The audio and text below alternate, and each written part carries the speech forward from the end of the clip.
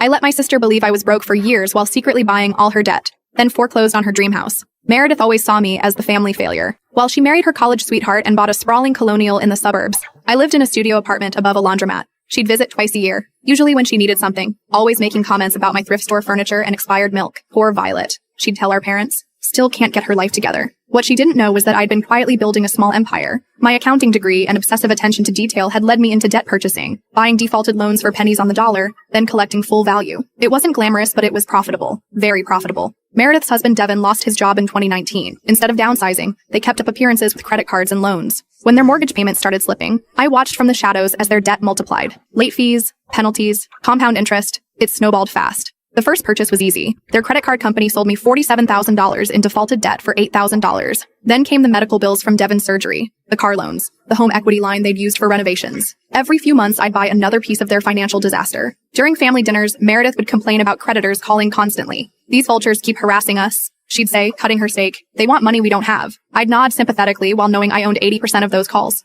The breaking point came last Christmas. Meredith cornered me in the kitchen holding a $20 bill. "Here," she said with that condescending smile. "Get yourself something nice for once." That same week, I bought their mortgage from the bank. $340,000 in debt for $190,000 cash. 3 months later, I started foreclosure proceedings. Meredith called me sobbing. "Vi, we're losing the house. Some investment company bought our loan and won't negotiate. They want full payment or we're out in 60 days. "That's terrible," I said, sitting in my real office, not the studio apartment I maintained as a front. "Who's the company?" "Clearwater Holdings," she choked out. "They're heartless." I owned Clearwater Holdings. "Maybe I could help," I offered. "I've saved some money over the years." She laughed bitterly. "Unless you've got $340,000 lying around, there's nothing you can do." "Actually," I said quietly, "I do." The silence stretched. "What do you mean?" she whispered. "I mean, I've been quite successful, Meredith. Successful enough to buy your debt. All of it." The realization hit her like a physical blow. Your Clearwater Holdings? "I prefer to think of myself as your creditor." She started screaming then, called me every name she could think of, threatened to tell our parents, to sue me, to ruin my reputation. When she finally ran out of breath, I spoke calmly. "You have 48 hours to vacate the property." "Why?" she sobbed. "Why would you do this to family?" I thought about every condescending comment,